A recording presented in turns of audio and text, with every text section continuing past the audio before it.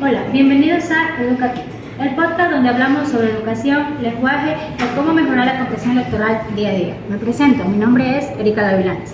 Me acompaña mi compañero Jean Paul, nuestra compañera Kelly, mi compañero Alexis y mi compañero Kevin. También tenemos la presencia del máster Vladimir Serrano, por favor denle la bienvenida. Vamos a hablar el tema de hoy sobre los vicios de dicción y construcción al lenguaje. Para hablar de los vicios del lenguaje tenemos que tener en cuenta que son errores que deforman el uso correcto del lenguaje y dificultan la comprensión y la cohesión que existe. Claro, los vicios de dicción son los textos mal escritos al momento de escribir o dar un discurso, ya que la mayoría de personas cometen estos errores de dicción sin darse cuenta. Máster, ¿qué denos su discurso sobre eso? Bueno, también hay un punto importante a tomar en consideración, es que estos vicios también se pueden presentar. Les hablo desde la experiencia mía como psicólogo. Muchas veces me llegan niños que no pronuncian correctamente las palabras. Eso también entendemos que también es un vicio de dicción. Pero muchas veces estos se pueden presentar por dos factores importantes. Un factor biológico o una patología. Los niños tienen lo que se conoce comúnmente como un frenillo lingual que no les permite pronunciar correctamente. Y en base a la experiencia les puedo decir que también hay otro tipo de dicción que se da con bastante frecuencia, que es cuando los niños son muy consentidos o los papitos tienen la costumbre de decirle el perito, en vez de decirle el perrito, el perro. O sea, los niños lo que escuchan lo repiten y ya después, oh, el carito, mira el carito, entonces, es decir, el carrito. O no le hablan correctamente con las palabras. Entonces los niños, saben ustedes que son educadores, que los niños repiten lo que escuchan. Y ya cuando los niños están acostumbrados a decirles, es muy complicado corregir. ¿Y esto en qué termina?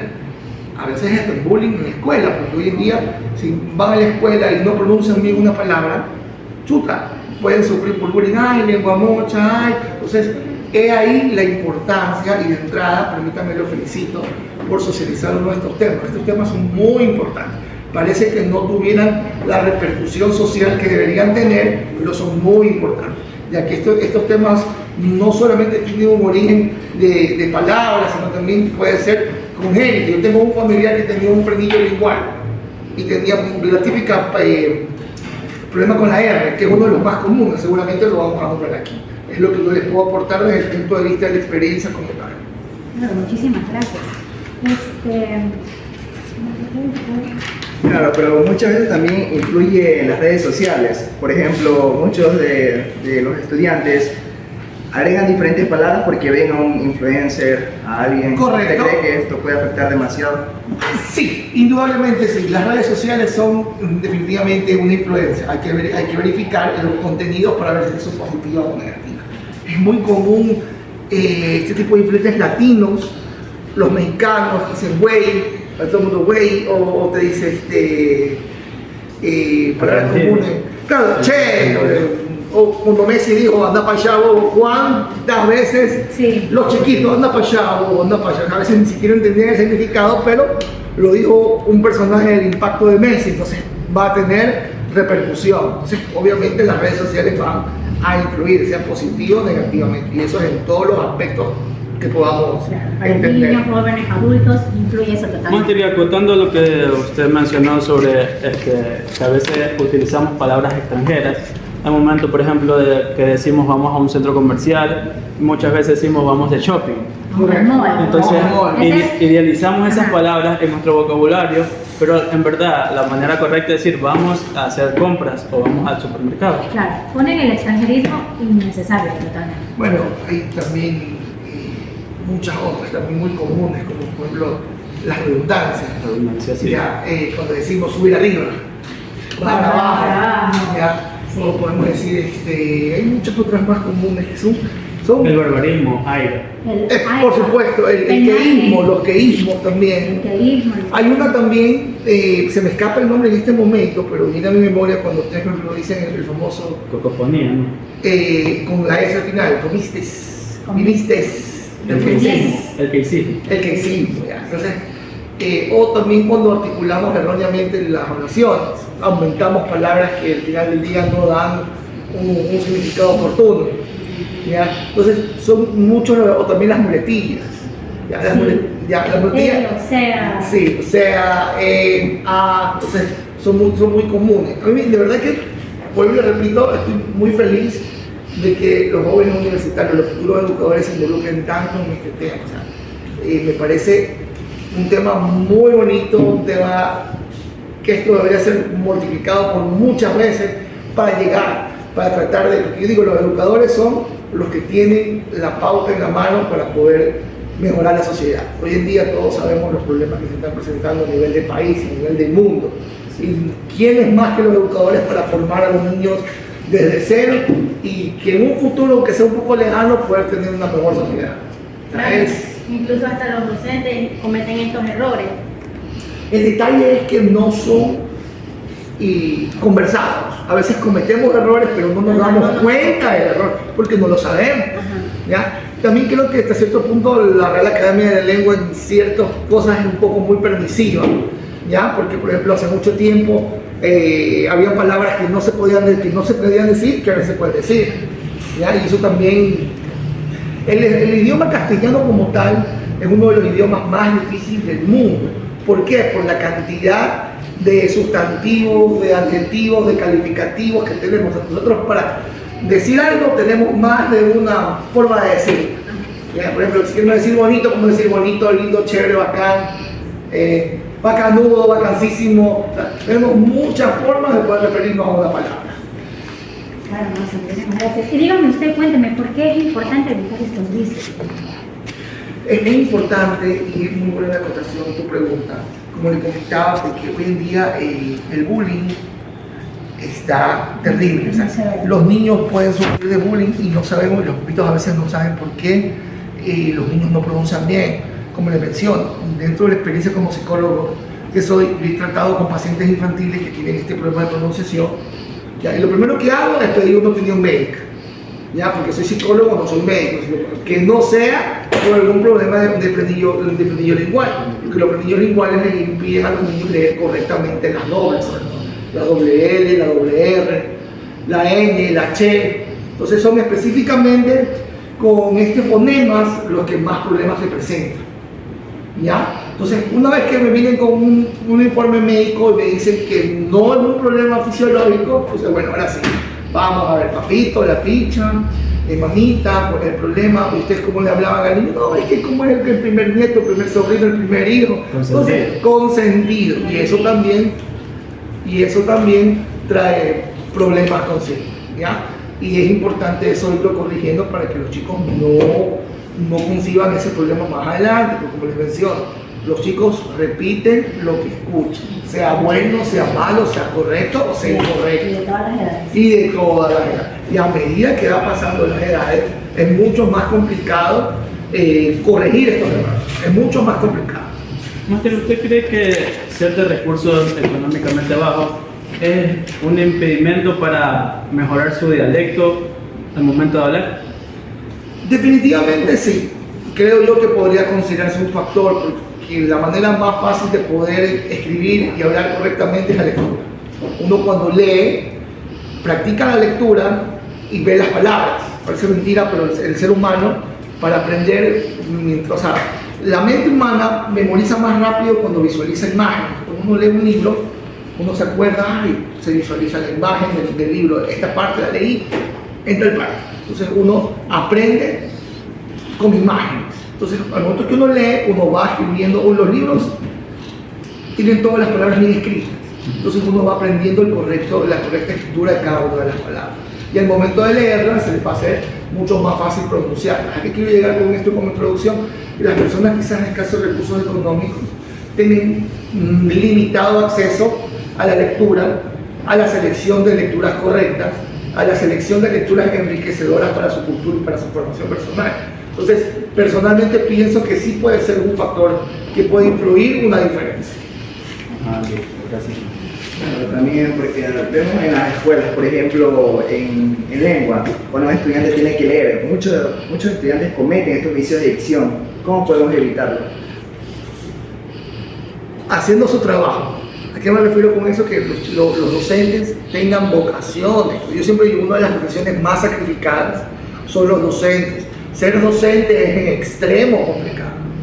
Uno tiene que, yo como psicólogo sé que un niño es un mundo diferente. Si somos conscientes de que un niño es un mundo diferente, cada docente tiene que lidiar con una galaxia de planetas. Y aparte el docente nunca deja de aprender. Correcto. Siempre está en Entonces, conocimiento. las técnicas más adecuadas, yo siempre he dicho que una educación firme pero con amor supera cualquier tipo de obstáculo.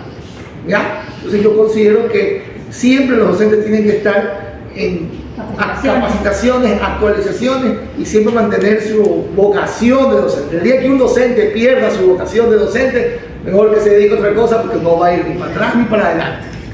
Muchísimas gracias, Máster. Y bueno, volvemos en un momento más para seguir con nuestros vicios. Antes de continuar con este tema muy interesante, debemos recordar que en la Universidad Teatral del Milagro tenemos muestras escénicas que se llevarán a cabo el 23 de mayo en el Auditorio W. No te lo pierdas, te esperamos a las 9 de la mañana.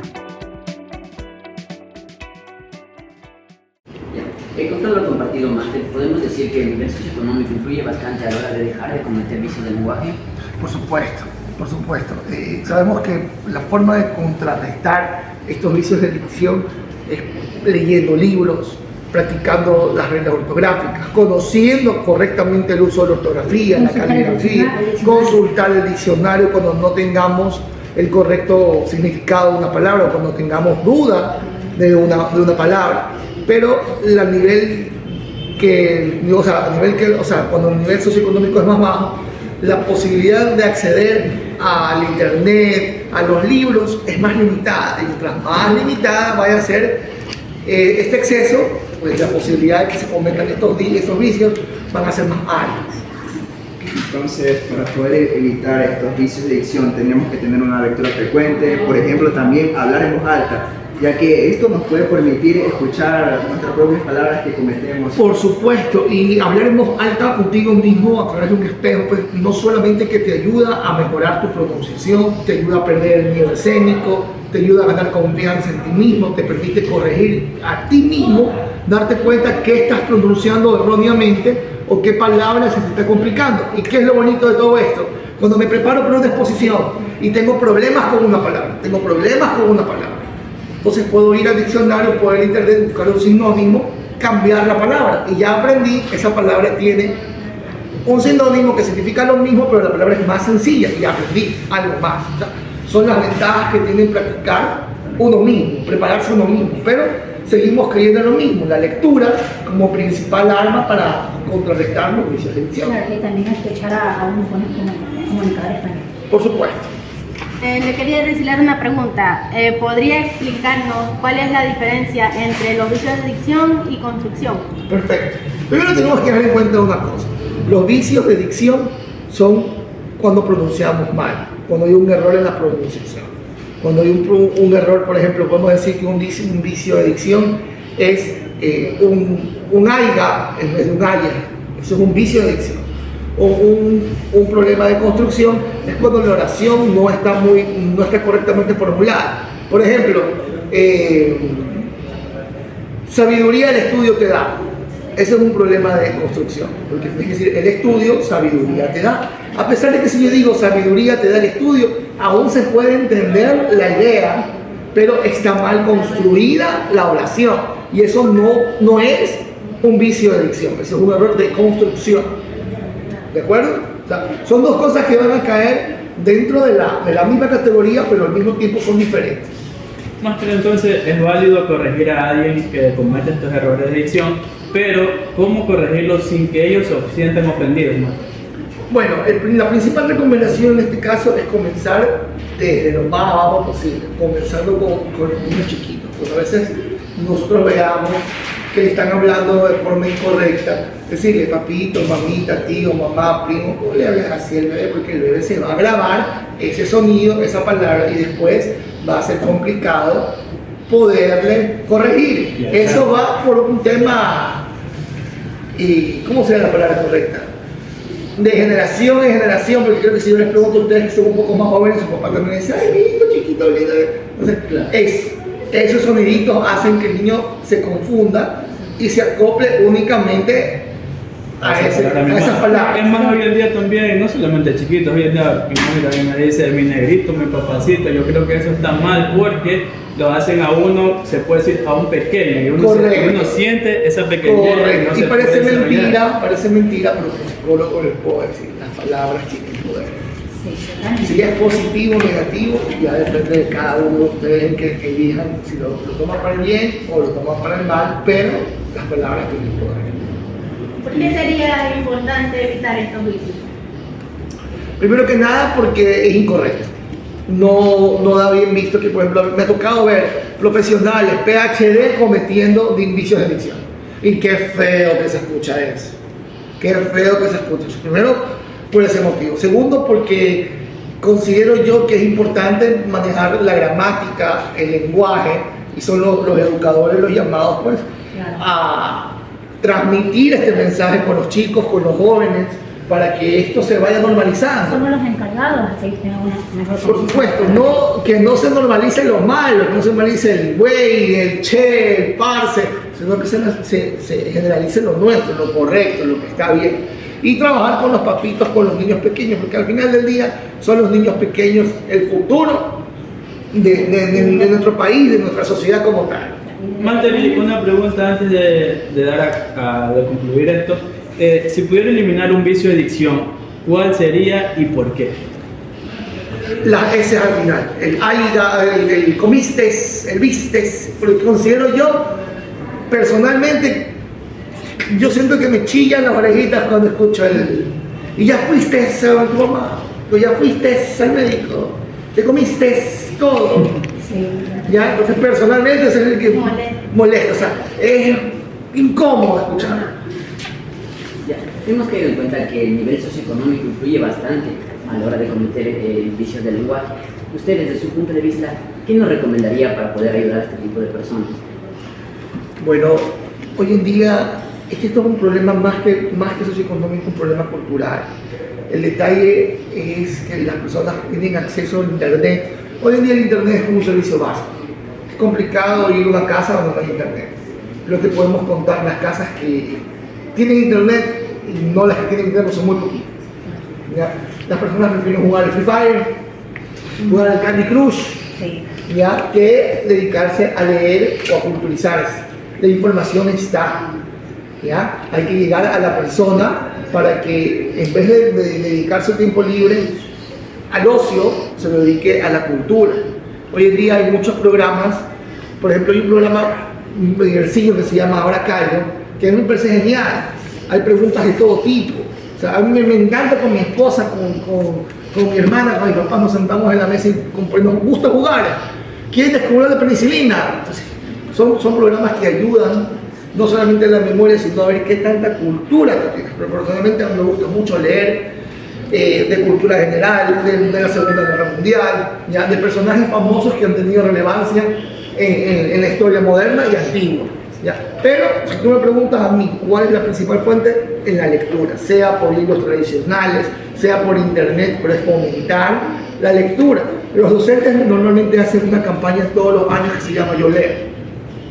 ¿Ya? Yo considero que esa campaña debería multiplicarse y debería ser Yo Leo todos los días y todos los días dedicar 15 minutos a la lectura y que eso debería ser normativa de ley. Pero lastimosamente pues eso no está en manos de nosotros, son otro tipo de autoridades las que tienen que hacer contestar. Pero yo considero que si todos los días se pudiera leer 10 minutos, en pasar de unos años, pues nuestra pronunciación, nuestra cultura, nuestro nivel de conocimiento sería muchísimo mejor. Muchísimas gracias, Magia, por esta intervención. Nuevamente, por favor, un aplauso al oficial. Y bueno, esto fue todo por el día de hoy en Educatips. Espero que te haya ayudado el tema sobre el vicio de adicción y a comprender un poquito mejor sobre esto. Muchas gracias. Gracias a ustedes también, chicos.